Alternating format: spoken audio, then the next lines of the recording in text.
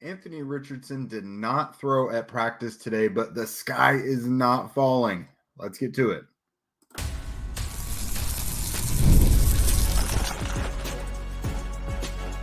You are Locked On Colts, your daily Indianapolis Colts podcast. Part of the Locked On Podcast Network, your team every day. All right. Thanks for tuning in and making us your first listen of the day. This is your daily podcast covering your Indianapolis Colts, part of the Locked On Podcast Network, your team every day. And today's show is brought to you by Gametime.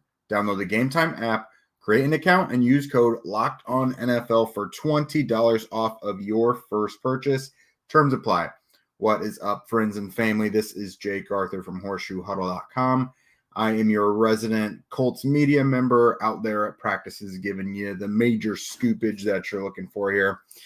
So today was the third and final day of the Colts mandatory veteran minicamp. Kind of lost in all of the practice of it all is the fact that this week is the first time since Anthony Richardson has returned to the practice field following his season-ending shoulder surgery last year that we've seen any, I don't even want to call it like speed bumps or hiccups or anything, but that we've seen anything less than full participation in practice, really.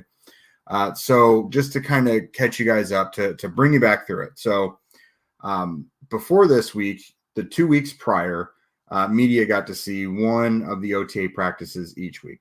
So Richardson was out there with the team. He was a full participant both times. And there was, there was nothing to worry about, all's good. The practices were Tuesday, Wednesday, Thursday this week for the veteran mandatory minicamp. And business as usual on Tuesday, full participation, yada, yada, all as expected. But on Wednesday, Richardson, wasn't necessarily a full participant. There was a couple times where he would go off to the side, maybe looked like he worked his shoulder out a little bit. But he looked maybe a little irritated at times, but he was still very engaged with everything. And, he was not out there for all of the reps of 11 on 11s and 7 on 7s. Joe Flacco did go out there and take over some of that stuff. But Richardson did about half of what his normal workload would be during the live drills. And that was the first time we had any questions about like, okay, so what is this going to be? Because the day prior, he did have, there was a moment where he went to the side after a throw he made during 11 on 11s and then went out on a roller to get like his back worked out. But he didn't miss any action during that. He just like left the field, got his back rolled out and was back in. So that didn't wind up being a problem.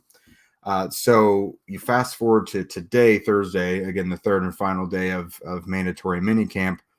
And Richardson was out there suited up, taking part in positional drills, but he was not throwing. And it was very evident right off the bat that he was not throwing because all the other quarterbacks were. Now, it started out, he did make a few like left-handed throws, and we were like, oh, is he just kind of messing around doing whatever? But he made probably like 4 or so left-handed throws and then was clearly, only simulating a throwing motion, but not actually throwing it, whereas all the other quarterbacks were actually throwing in the drills. So practice was a bit abridged today. Didn't take long for all that to get over. They didn't really do very many live drills and things like that. So, of course, we got to speak with Shane Steichen and Anthony after practice, which was great to be able to talk to them after, what's been going on. And everybody obviously has these questions about Richardson and his health. And I think it's important for me to go ahead and just read these to you guys because I've already seen a lot of,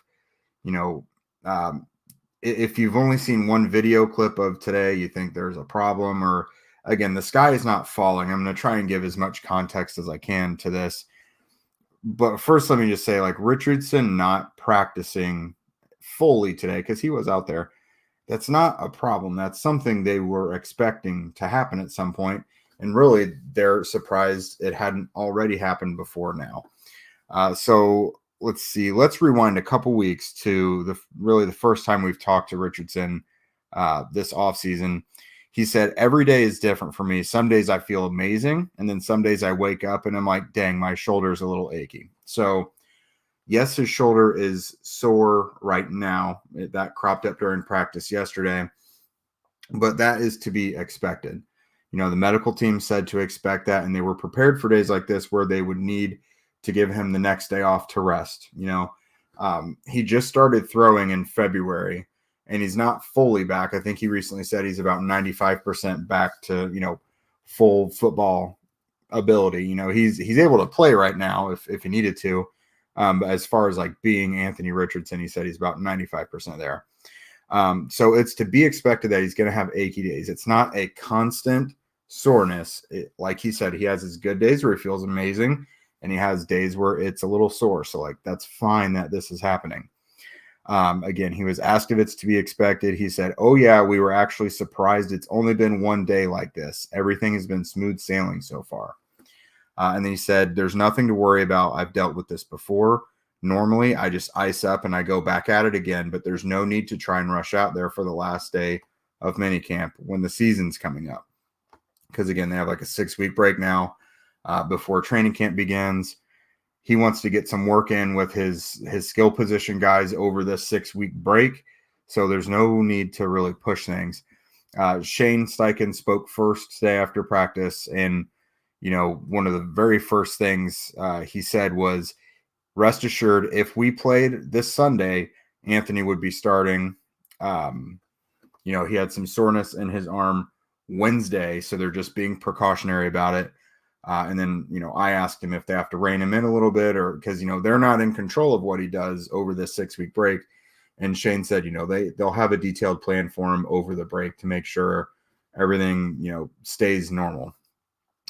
Anthony did say that he had his arm checked out, by the medical staff this morning, and everything was totally fine. They just, said, "Let's not have you throwing today. Let's kind of not push it." So I know with the history of Colts quarterbacks and injuries, especially Andrew Luck and his shoulder injury, it's easy to just go into panic mode right away.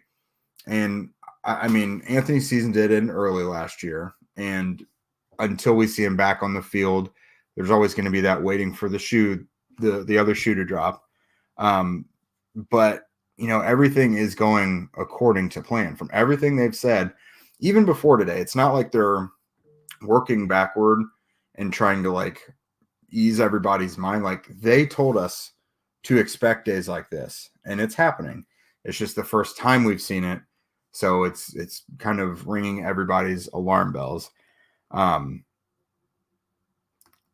mean, I understand everybody's concern for this, but just reading body language and watching Shane and Anthony today, like, they could not have been downplaying this more. That everything is fine. Like, there's nothing to worry about. Well, let's just move on from this. Almost to a point of like annoyance, because they know we have to ask. They know people are concerned, but it's like, guys, just forget about it. It's like, it's fine. We're moving on. Everything will be cool and ready to go for training camp. So make of that what you will. Hopefully I was able to bring a little more context to that and ease what is certainly burdening some people's minds today about I'm not even going to call it an injury, because it's part of the recovery process of the shoulder surgery that we all know he had. So whatever it is, hopefully you feel better after that. But we're actually going to go ahead in these next couple segments and talk about the action that was on the practice field this week, a little bit of the offense and a little bit of the defense.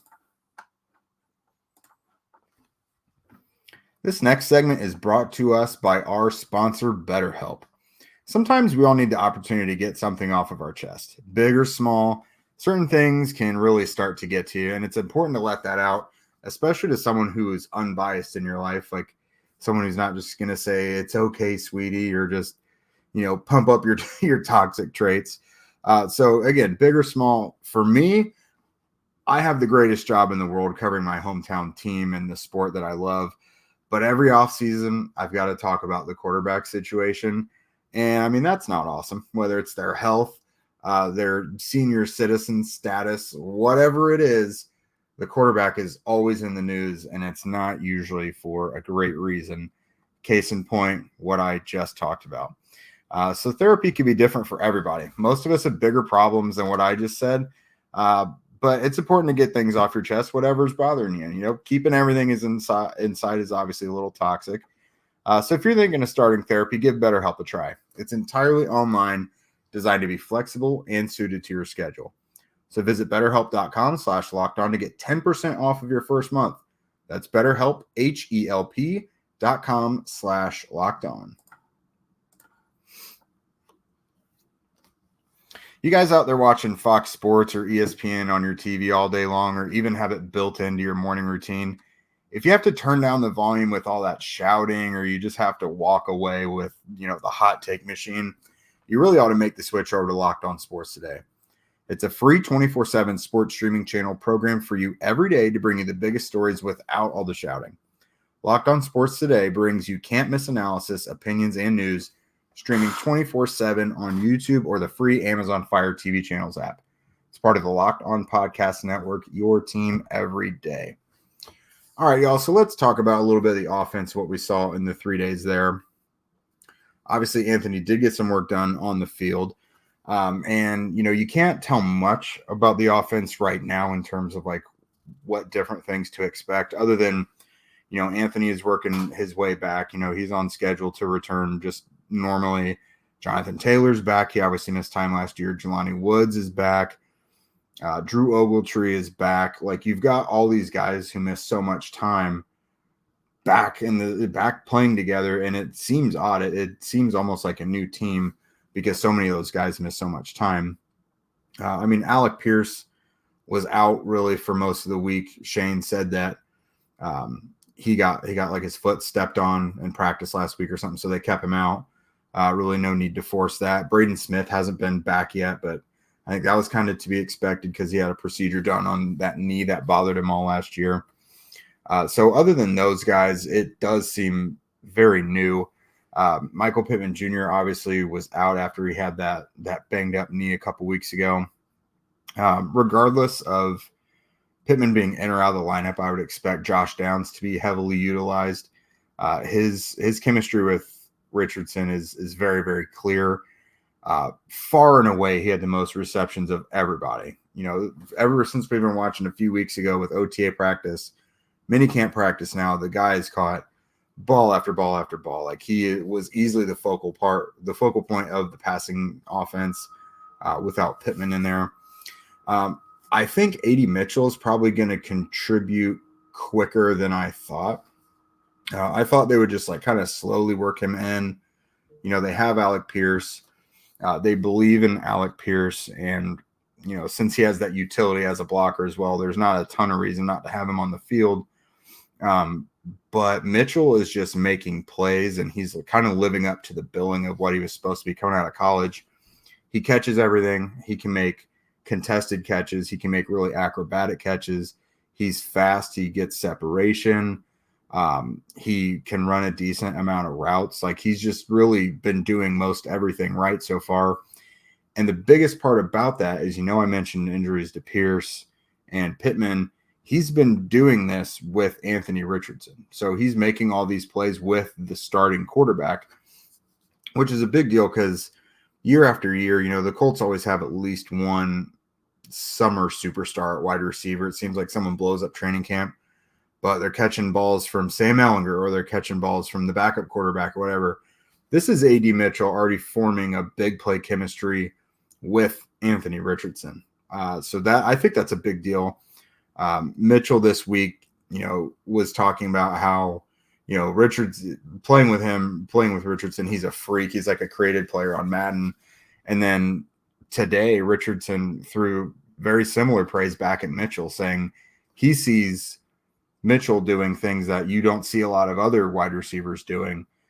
So he's already got a lot of trust in him. They're both young players, so it's not like it's Aaron Rodgers being crotchety and trying to, start trusting a young rookie wide receiver. Like, Richardson's pretty open-minded about all this, and he really likes the way that Mitchell moves out there and gets open, and knows that if he throws the ball down there, that Mitchell's probably going to come down with it. So I'm not saying Pierce is totally going to get phased out of this offense right away, but I do think Mitchell is going to have a bigger role early on than I initially thought, because so far, you have to see it in a game scenario, but I don't know what boxes Mitchell's not checking right now. It's all going very, very well. Richardson is speaking very highly of him. Shane Steichen, Reggie Wayne is speaking very highly of him. And Reggie is a guy that's going to kind of shoot it to you straight. If someone is not holding up their end of the bargain, or even if they're developing slow or whatever, because I mean, it's a rookie still in the spring of his rookie season. So like Mitchell doesn't have to be setting the world on fire. Rookies aren't really supposed to. Everybody is saying all the best things about Mitchell right now. So again, I think he'll be I think he'll have a bigger role than some of us maybe thought early on. Looking at how Richardson actually did on the field, not a ton of 11-on-11 work, at least passing. Like there was a lot of running the first day and a half, but he was 5 of 7 during 11-on-11 drills. I think it was Tuesday that I got moved inside because of rain. But him and Flacco were just lighting it on fire the first day. They did a lot of red zone stuff. Richardson had a couple touchdowns. He had one to Mitchell. He had a couple of their big downfield pass plays to Mitchell as well. Flacco, like in rapid succession, it seemed like had 3 short touchdowns. He had one to Ethan Fernia, DJ Montgomery, and Mo Alley Cox. I think that's the big key to having a true veteran back there as your backup, because I mean, Gardner Minshew was fine at a lot of things, but the red zone is not exactly where he excelled. Flacco has seen and done everything in the NFL, and that's a guy who sees those narrow windows in the red zone and can get the ball into those tight windows. And that was pretty evident during Tuesday's practice. So really good to see passing in the red zone being successful, because again, that's the hardest area of the field to throw the ball. We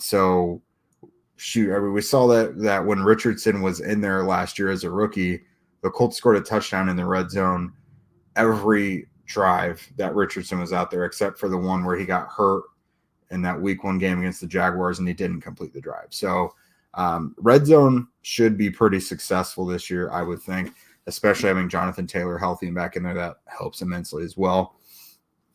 Talking about Joe Flacco, he was absolutely ripping it. Like, that guy does not care to just simply move the chains. He's looking for blood whenever he can. On Wednesday, he really had a tight bond with Anthony Gould, especially downfield. Had a couple downfield bombs to him, one on a deep post, one on a corner route. Really productive downfield connection from Flacco to Anthony Gould. So that was really cool to see. But yeah, Flacco is just looking for the money ball time after time. So if Flacco ever has to be in there, even if it's in a blowout, I would expect to see some downfield shots still, because that is a guy that does not seem interested in just simply taking the dinks and dunks. That guy wants to rip it. So that was really cool to see, because obviously that was missing in the Colts passing game last year without Richardson in there. Sam Ehlinger, not his greatest minicamp that I've ever seen from him. We'll get to one of the lowlights in a minute, but he did have a couple high plays here. In those red zone drills that I was talking about, he also had a really nice play to Tyree Cleveland. Threw it high to Cleveland in the back of the end zone, and Cleveland just high pointed it over Kendall Brooks and Marcel Dabo in the back of the end zone. It was a real, I don't know how else to describe it other than like an alpha receiver type play, which obviously that's not what Cleveland is, but just like the optics of that play were really cool to see. Just kind of mossing a couple guys in the back of the end zone and just kind of staring them down a little bit when you're done.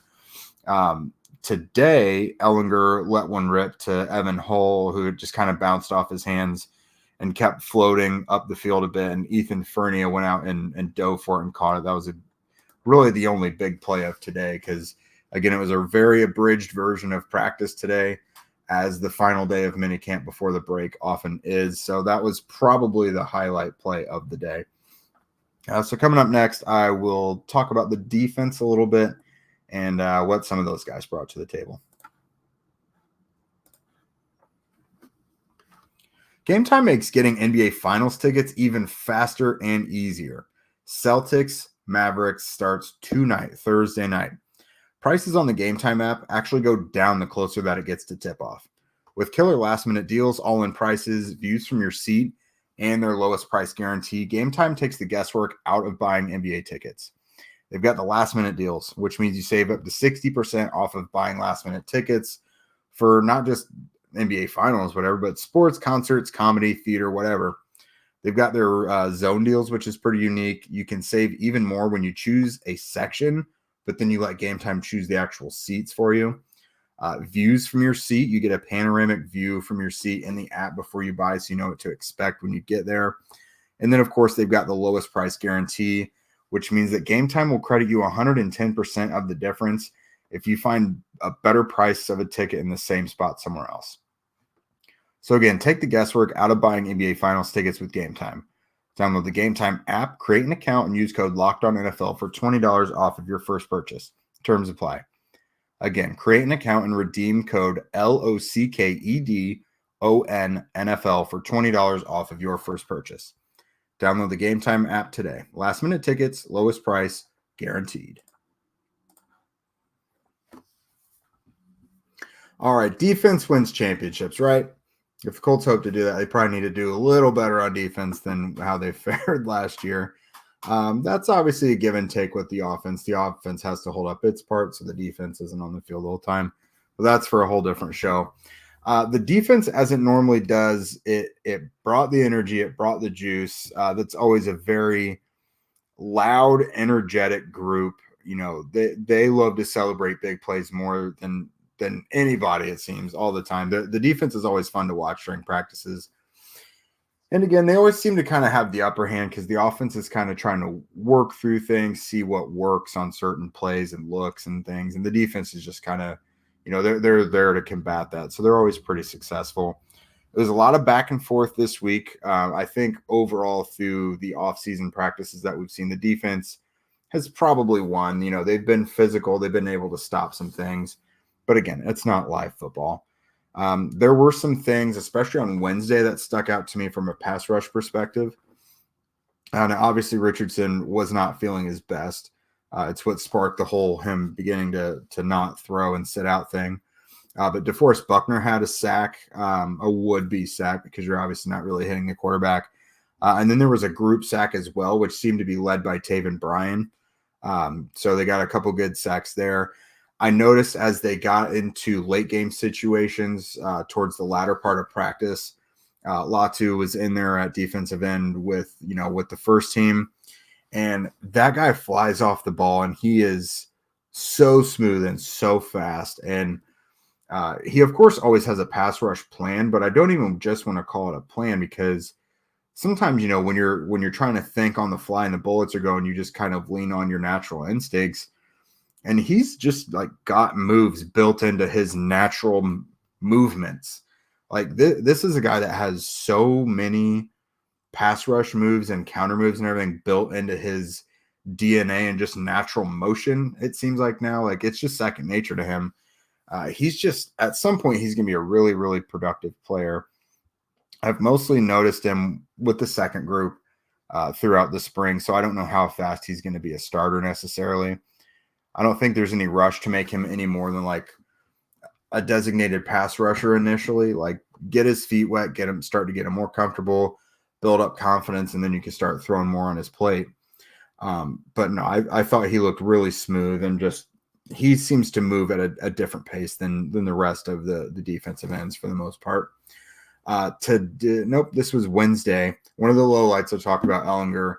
Now, this is a guy that I don't think I've ever mentioned his name on the show, and that's linebacker Austin Agiaki, which I hope I said his name right. He had a really easy interception off of Ellinger, just kind of like a 5-10 yard dump off over the middle of the field, and it was just right there in his breadbasket to take it. That was in the red zone drills, so no more valuable place on any part of the field to get an interception than there, really. And then, let's see, to conclude minicamp today, again, they got like 6 weeks off until training camp starts. So minicamp is almost always concluded with some sort of like fun team activity, some sort of like fun competition. Today, what they did was they had Kwity Paye, Blake Freeland, and EJ Speed. They were throwing the ball at a moving target. So a couple staffers, equipment staffers, whatever, held up big pads, and there was like a tackling dummy on the back of one of the carts, and they drove across the field and had almost like a quarterback competition, which EJ Speed appeared to win. Ball looks good coming off his hands.